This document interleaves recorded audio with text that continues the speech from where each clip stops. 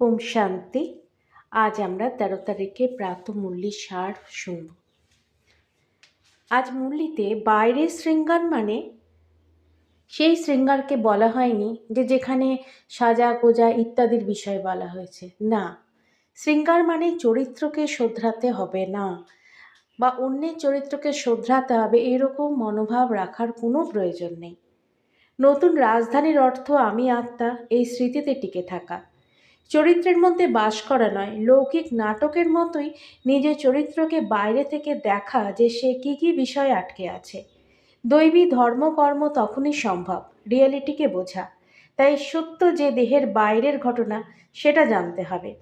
আত্মজ্ঞান বা সত্য মানেই প্রতি মুহূর্তে সবটাই নাটক হিসেবে বোঝা, তবেই নাটকের বাইরে আপনি সাক্ষী দ্রষ্টা। আর মনের মাধ্যমেই সেটা করা সম্ভব। মনের কাজ ভাবনা, তাই ভাবনা যেমন অসত্যে চলে, আবার যদি মোড় ঘুরিয়ে দেওয়া হয় তাহলে সত্যে চলাটাও অসম্ভব নয়। সত্যকে বুঝলে আপনি ভগবানকে জানতে পারেন। বাকি বাবা বাবা শব্দ যেভাবে আমরা চরিত্রের ভালো অথবা মন্দতে ব্যবহার করে চলি, সেটা সম্পূর্ণই অজ্ঞানতা। কারণ নাটকের বাইরেই সত্যের অস্তিত্ব। তাই আত্মা পরমাত্মা দুই অসত্যের বাইরে। তবেই না বলা হচ্ছে যে অসীম জগতের বাবা। আত্মা স্মরণ করে তখনই যখন মন এই সম্পূর্ণ ঘটনাকে নাটক বলে বোঝে, তখনই স্মরণের বৈশিষ্ট্য। সত্যতায় টিকে যাওয়া মানে বিশ্বের রাজ্যপথ পেয়ে যাওয়া। যে মুহূর্তে সত্য স্থিতি আছে সেই মুহূর্তেই মন আর চরিত্রে ঘোরাফেরা করে না, তাই চুরি হয় না বলা হয়েছে। আর এ কারণেই অদ্বৈত শব্দ বলা হয়েছে। চরিত্রে ঢুকে গেলে তা দ্বৈত, অর্থাৎ দুভাগে ভাগ হয়ে যায়।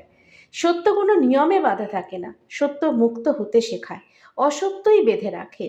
এক সত্যে টিকে থাকাই যোগ্য তপস্যা, এ কারণে গুপ্ত। সঙ্গম মানে সত্যের অনুভূতি, যা শিব বলা যায়। এই সময় ছাড়া কোনো সময়তেই তা সম্ভব নয়।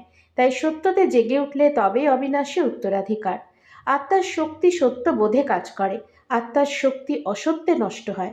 তাই আত্মা কি ও মন কি মুরলি পড়তে পড়তে বোঝা উচিত। আত্মা শুধু স্থির দর্শক, বর্তমানে সেই বুঝে নেওয়ার কাজ মনের দ্বারাই করতে হয়। আত্মদুনিয়া বা সত্যের দুনিয়ায় কোনো দেহজগতের বিষয় কাজেই লাগে না। বুঝতে হবে, তবেই না ওয়ারলেস সেট কি সেটা আমরা বুঝতে পারি। ওয়ারলেস সেট কি? সেটা শুধুমাত্রই সত্য স্মৃতি, যার দ্বারা পুরো বিশ্ব আপনার ভেতরে। যে সত্যতায় সেবা ও সিদ্ধি হয়। আপনাদের জানিয়ে রাখা ভালো, যদি আপনারা কেউ এই সত্য মুরলি বিষয়ে আপনারা ক্লাস করতে চান তবে অবশ্যই কমেন্ট করতে পারেন, যদি কেউ নতুন থাকেন। ওম শান্তি।